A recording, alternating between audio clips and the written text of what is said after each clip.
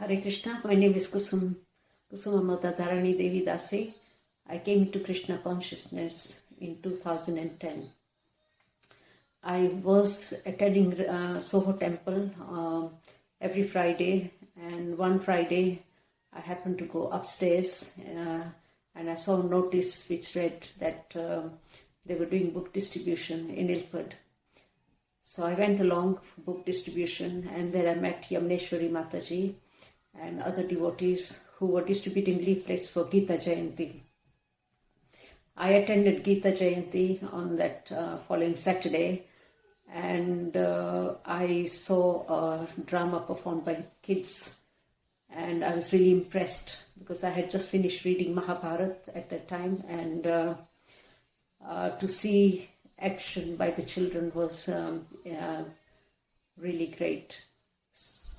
So after that, the following week, I was called by Yamneshwari Mataji as she was holding Bhakti Diksha in her home every Thursday.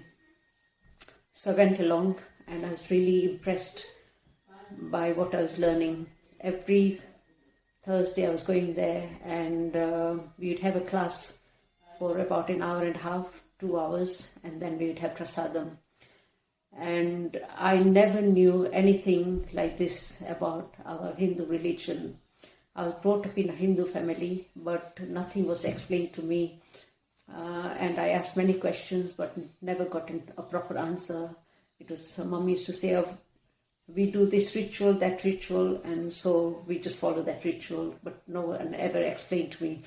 So when I came to this country, when I was only 17, somebody called on my door, Jehovah's Witnesses, and they were talking about the Bible, and they're saying how wonderful it would be if the earth was a paradise. And I really liked it, so I started to take it up, and I used to have a Bible study in my home. And then afterwards, I started to go door to door with the book distribution, and also do home Bible study with people. But after I got married and had a child, we became involved in bringing up our child, working full time so that we could provide adequately for the family. And then many years later, when I was in my mid to late 30s, one of my managers took me to Soho Temple, and I saw one devotee through the window doing full Dandavaths. I'd never seen anything like that before, so I said to her quickly, let's go away from here. I don't know what this is all about. But we had prasadam in Govinda restaurant. That's all I remember. And then after that, in 2002, my husband went to Bhaktivedanta Manor all the way on his bike and brought some Bhagavad Gitas back home, and then he distributed some to our friends and relatives, and he kept one at home. And he said to me, you should read it. But I never read it because I said, oh, what a big book. And I said, I'll read it when I get some time. Then 10 years later on, after that event, something happened in our family whereby I started to read Bhagavad Gita, and I thought, oh, this is so amazing. Like, it is similar to Bible, like especially the New Testament, because even the New Testament talks about surrendering to God, loving God, looking after your neighbors, etc. So it was very similar to what's in the Bhagavad Gita. So I read that, and then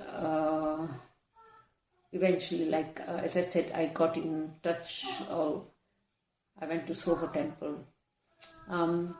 My main service is book distribution. I love book distribution. Srila Prabhupada says the book only needs to go into somebody's house, and it's like a bomb. It will go off at some point, and like it did in my home. 10 years after my husband had got the book Bhagavad Gita, the bomb went off in our home. So like that, if somebody just reads one page, one paragraph, one word even, their life will be perfect. So I started to do that. and it's amazing how gradually, as people start to come for Bhakti Diksha, how the bad habits get removed, like people become more tolerant, there's less of anger, greed, and people are helpful to each other.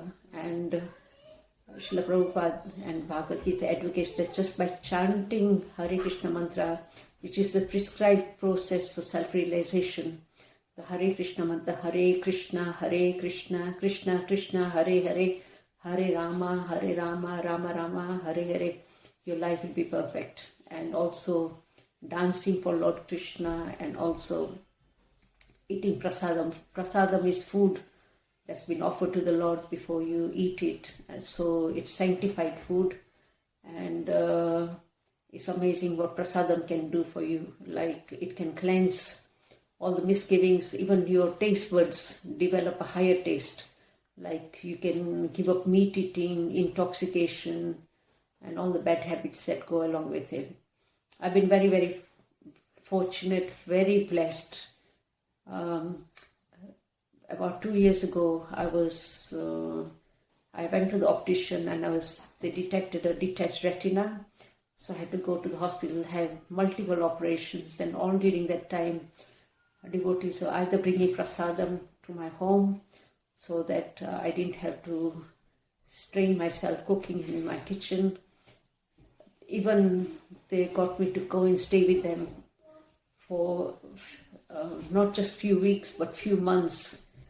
And this type of loving care cannot be found anywhere in the world. I've not heard or seen anything like this in my entire life. So Krishna Conscious is a very sublime process. And anybody who can take up to it is very, very blessed. And Krishna says in Bhagavad Gita at the end, just surrender unto me, give up all varieties of religion, surrender unto me, and we can go back to God, which is our original home. And also the peace formula says everything belongs to Krishna, nothing belongs to anybody, and he's the proprietor of everything. And if we recognize that, there will be no more war in the world. No more famine, no more pestilence, nothing like that, because we have a common goal, we have a common Father, and we are basically a family. And if we live like that, our life will be perfect. So I'd encourage many, many people to take up Krishna consciousness. Many people think it's a very hard process, you have to do this, you have to do that, but nothing. If we just add Krishna to our life will be perfect. Thank you. Hare Krishna.